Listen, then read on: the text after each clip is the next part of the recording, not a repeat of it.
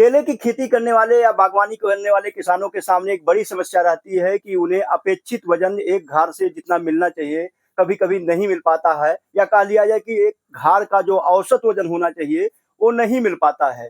तो ऐसे में किसानों के सामने एक बड़ी दुविधा रहती है कि वो कौन-सी तकनीकी अपनाएँ, कौन-सी ऐसी विधि अपनाएँ कि अपने केले की बागवानी में, जिससे उन्हें जितना औसत उत्पादन केले की वो पौधे से मिलना चाहिए उतना मिलता रहे। तो आज हमारे साथ एक ऐसी ही जानकारी लेकर हमारे बीच में मौजूद है हॉर्टिकल्चर के विशेषज्ञ, जो चिरपरिचित चेहरा भी बन चुके हैं हमारे दर्शकों के लिए, मंगला मौर्य जी। आज वो ऑर्गेनिक विधि से कैसे केले की जो फ्रूट मैनेजमेंट है या बंच मैनेजमेंट है, कैसे वो केले के घार से अधिक से अधिक वजन मिले, उसके बारे में जानकारी देने जा रहे हैं। तो मंगला मौर्य जी का हम स्वागत करते हैं सर आपका। और क्या आज खास बताने वाले हैं, कौन सी नई तकनीकी बताने वाले हैं, क्योंकि जो चर्चा में आपसे पता लगा कि अभी ये तकनीकी बहुत ज्यादा प्रचलित नहीं हो पाई है, और आपने बताया कि अगर ये प्रचलित होती है तो किसानों की आय जो है 1.5 से 2 गुनी बढ़ जाने वाली है। जी जी, धन्यवाद सर। जैसा कि ये तकनीकी अपने यूपी में नहीं प्रचलित है, बाकी मध्य प्रदेश महाराष्ट्र में एक बी किसान ग्रुप करके डॉक्टर बलराम किसान हैं। जी जी। तो वो इस पर काफी काम किए हुए हैं। जी, इसमें जी। ये है कि उनका ये करते हैं कि जो हमारा लागत है केले में, सबसे बड़ी समस्या किसान इसलिए नहीं आ पा रहे क्योंकि स्टार्टिंग लागत जो है 1 से 1.5 लाख पर एकड़ पड़ जाता है, 1 लाख के आसपास जाता है, ज्यादा मजदूरी होकर 1.5 लाख तक भी पहुंच जाता है। जी, जी। कि खाद इसको ज्यादा चाहिए, पौधा स्टार्टिंग लेकर 25-30 हजार केवल आपका जो है प्लांटिंग मटेरियल हो जाएगा।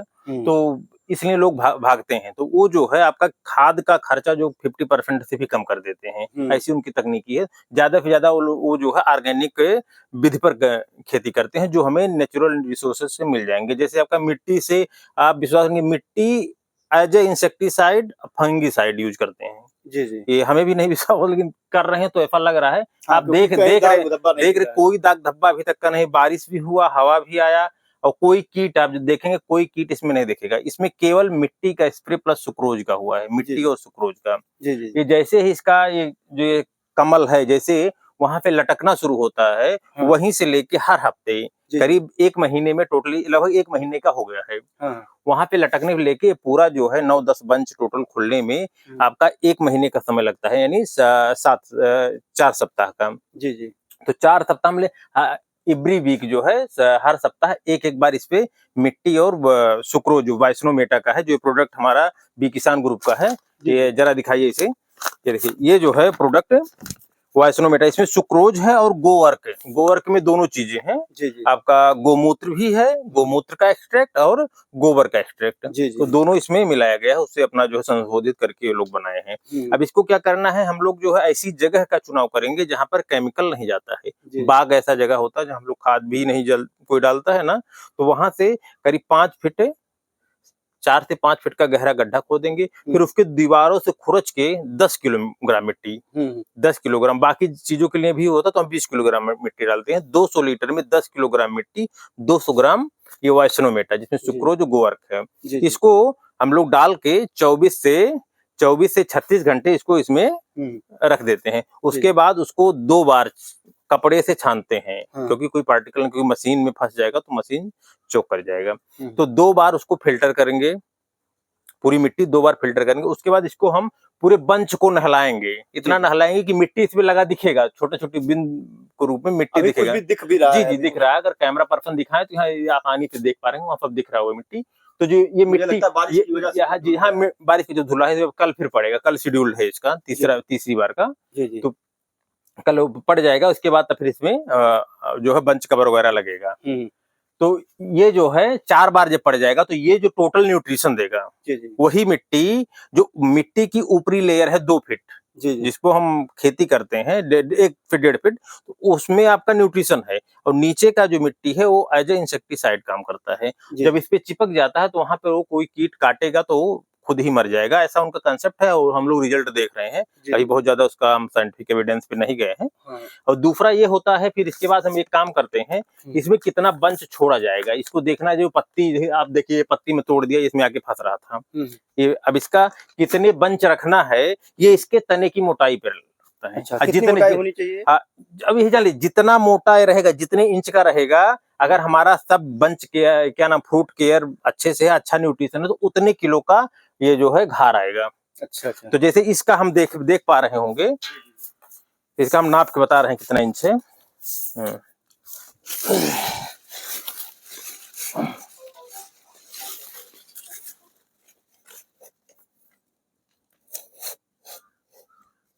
ये जो है 32-33 इंच के आसपास है।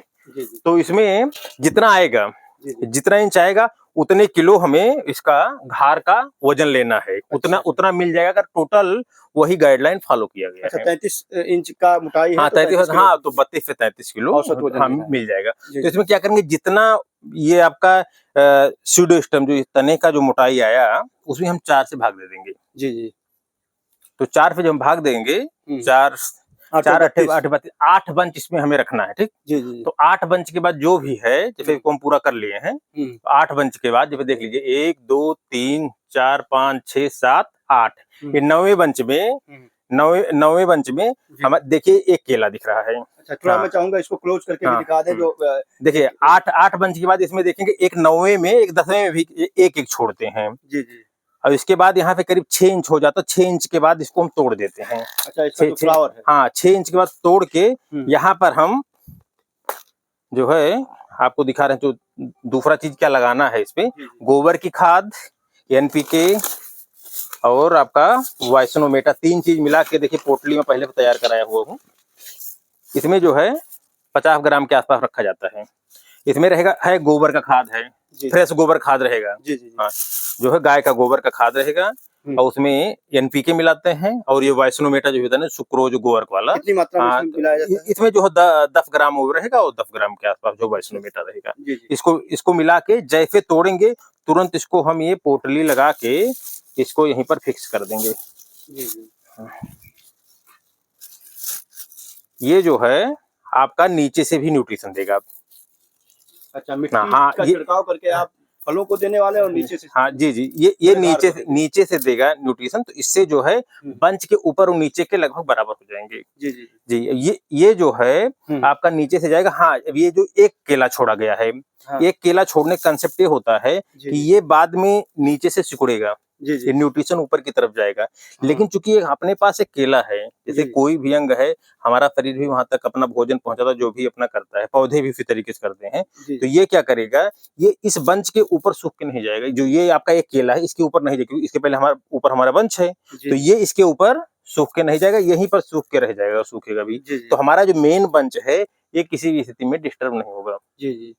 तो ये आपका हमारा बंच केयर में हो गया। अब इसके बाद ये सब सारी स्थितियां, 4 स्प्रे अगर हम कर लिए रहेंगे, तो इसमें हम जो है घार को कवर करने के लिए इसका आता है कवर, ये हम कवर पहनाएंगे। लेकिन उसके पहले ये जो हम पौधा देख रहे हैं एक तरफ झुकाव होता है, आधी के लिए पहले हम लोग वो टेका लगाते थे उसका, बम्बू का। हाँ, क्योंकि वजन बढ़ता जाएगा, वजन बढ़ेगा तो गिर जाएगा, क्योंकि वजन अब इतना लटक गया है, करीब लगता है 20 डिग्री लटक गया, 30 डिग्री का आसपास है। तो ये जो टोटल इस तरफ लटक जाएगा, तो 30 किलो का वजन लेके कभी आंधी आएगा तो नुकसान हो जाएगा। तो इसका जो नया अपना रिसर्च समझिए या फिर अनुभव के आधार पे लोग अब ये क्या करने लगे हैं, रस्सी से बांध देते हैं उसी डायरेक्शन में। जैसे ये इस तरफ लटका हुआ है, तो इस वाले पौधे पे जाएगा तो तिरछा है, तो वो सीधे जो इसके जस्ट पीछे पड़ेगा, तो उस वाले पौधे के जड़ में, और यहाँ हम तने के पास फंसा के बांध देते हैं। अब बांधने का तरीका ये दिखाते हैं क्या करना है इसको। यहाँ तने में एकदम नीचे बांधेंगे। ये जो है जैसे खूटा गांठ होता है, एकदम ऐसा खूटा गांठ एकदम जड़ पे, इसे ऐसे बांध देंगे, एकदम जड़ पे होना चाहिए, और नीचे भी चला जाएगा सही रहेगा। इसके बाद जो है हम इसको इसके तने के पास बांधते हैं।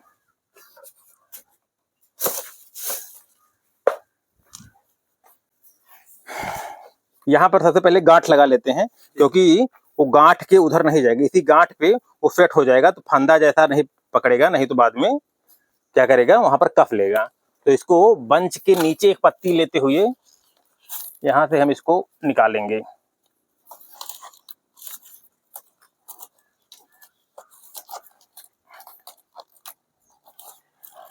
आपसे कोई दिक्कत नहीं, आराम से निकल आएगा।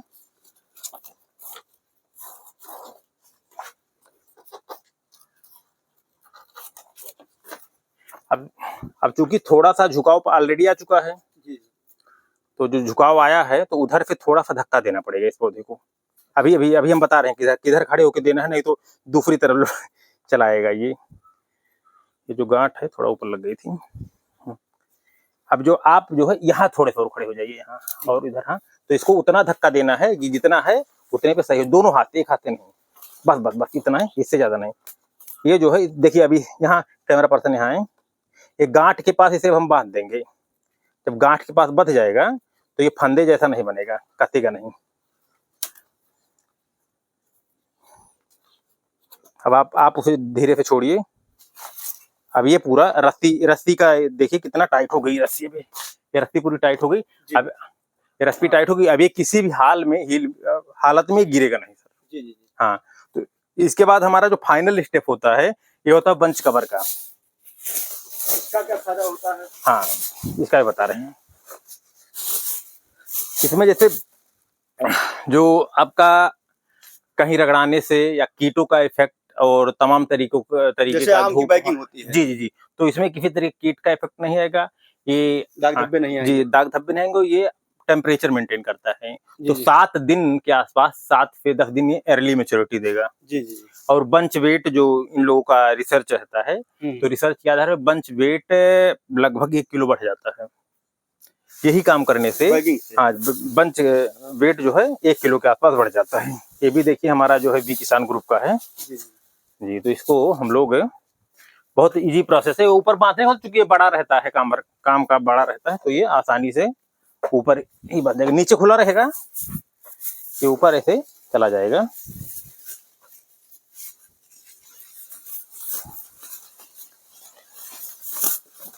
अभी जो पत्तियां वगैरह है, ये जो इसकी पत्ती है एक, इसको इधर हम फंसा दिए हैं ताकि इसको कहीं डिस्टर्ब नहीं करेगा। ये ऊपर से बंध जाएगा तो किसी तरीके का इसमें कीट इत्यादि का इफेक्ट नहीं आएगा।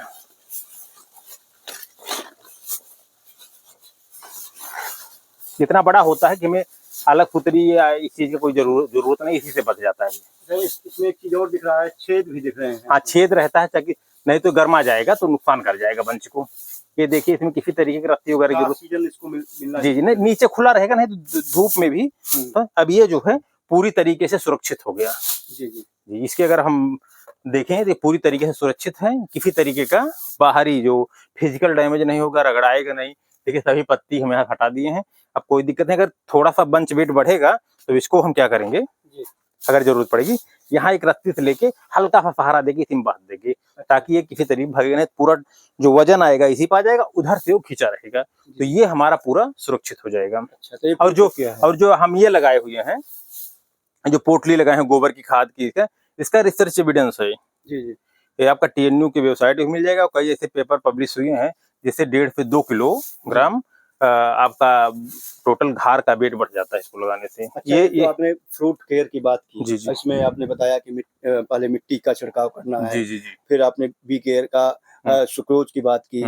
उसके बाद आपने फिर एक बैगिंग भी कर दी जी।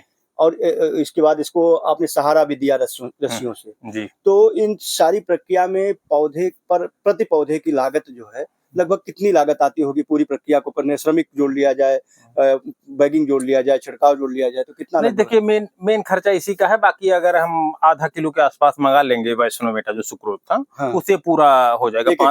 500 का है तो पूरा हो जाएगा 500 का। मतलब 1 एकड़ के लिए? हाँ, वो आपका काफी है। NPK आप 1 किलो ले लेंगे, 1 से 1.5 किलो जो लगेगा। और इसके बाद ये जो है लगभग 8 रुपए के आसपास में मिला, 10 रुपए मान के चलिए प्रति पौधा। आपके आपको जो है रिसाइकिल कर अगली बार भी यूज कर पाएंगे, रीयूज हो जाएगा इसका। तो नेक्स्ट टाइम हम यूज करेंगे, ये खराब नहीं होगा, पॉलीथीन खराब नहीं होगा, हम इसको रख देंगे। फिर अगले शिफ्ट में जब दूसरा हम रेटून इसका लेंगे उस समय हम इसका प्रयोग कर लेंगे। तो इसका मुझे लगता है जो निचोड़ आया कि जो लोग देर से पौधा रोपते हैं, क्योंकि आपने बताया कि 8 से 10 दिन पहले इसकी वो मिल जाती है, तैयार हो जाती है, मैच्योरिटी है। ऐसा मतलब अब ये लोग कहे तो चूंकि भी हमारा अभी पहली बार है, अब इसको लेके बंच लगाने का पहला अनुभव है, तो जैसा होगा आगे हम लोग फिर इस पे चर्चा करेंगे कि हाँ 10 दिन आए। अगर ना भी दे रहा है फिर भी आपको इंसेक्ट से आपका सुरक्षा करेगा। किसी तरीके की डिजीज अगर आप ही कोई फैलेगा नहीं, फंगस वगैरह नहीं फैलेगा, तब में नहीं जा सकता है। तो बहुत ही बेहतरीन तरीके से मंगला मौर्य जी ने बताया कैसे हम जैविक तरीके अपनाते हुए कीट और बीमारी 2 का नियंत्रण कर सकते हैं, न्यूट्रिशन भी देगा न्यूट्रिशन। और दूसरा इन्होंने दिखाया कि देखिए गोबर और जो भी किसान का एक प्रोडक्ट है सुक्रोज जिसको हम कहते हैं, उन्होंने 10 ग्राम उसमें सुक्रोज लिया था और उसकी पोटली यहाँ बांध दी, तो ये जो है न्यूट्रिशन पूरे घार को देने का काम करेगी। तो इससे जो फलों का वजन है वो औसत से ज्यादा भी मिलता है, जिससे किसानों की आमदनी बढ़ती है। अगर इस पर लागत की बात कर ले तो अगर 3 से 4 किलो वजन बढ़ जाता है किसी भी 2 किलो 2 किलो भी बढ़ जाता है। और टोटल बंच जो टोटल वेट होता है पूरे घार का, ये आपके पहले के न्यूट्रिशन पे डिपेंड करता है। बाद में 1-1.5 किलो जो आपका तुरंत लास्ट में न्यूट्रिशन चाहिए, पोटेशियम उसको ज्यादा चाहिए, तो वो आपका नीचे जड़ में पड़ जाना चाहिए। बाकी जो टोटल आपका डिपेंड करता है, अगर 1-1.5 किलो लास्ट मैनेजमेंट को छोड़ दिया जाए, टोटल डिपेंड करेगा आप पिछले 6 से 8 महीने के स्टार्टिंग में आप कैसा उसका केयर किए हैं, कितनी पत्तियां हैं, इसका तने की मोटाई कितनी, इसी पे डिपेंड करेगा। जितना मोटा तना रहेगा उतना मोटा उसका ये जो है कमल लेते हुए फल निकलेगा। जी, तो वीडियो कैसा लगा जरूर बताइएगा। अगर इस तरह की विधियां आप भी अपनाते हैं तो उसको भी कमेंट बॉक्स में शेयर करिएगा, और कोई सवाल है तो उसको भी कमेंट बॉक्स में करिएगा। मंगला मौर्य जी अपनी जो सरकारी जिम्मेदारी है उससे समय निकाल करके जब भी उनको समय मिलेगा उस पर आपके जो प्रश्न है उसका उत्तर देने की कोशिश भी करते रहेंगे। लेकिन क्या इसके बारे में पहले से जानकारी थी, अगर थी तो कैसे इस विधि को आप अपनाते थे अपनी बागवानी में, कितना लाभ होता था, इसको भी आप शेयर करिएगा। और इस वीडियो को शेयर भी करिएगा, लाइक भी करिएगा, कमेंट भी करिएगा, क्योंकि आपके पॉजिटिव कमेंट, आपके पॉजिटिव लाइक्स और शेयर इस विधि को ज्यादा से ज्यादा किसानों तक पहुंचाने का काम करेंगे। पुनः एक बार मंगला मौर्य जी को धन्यवाद।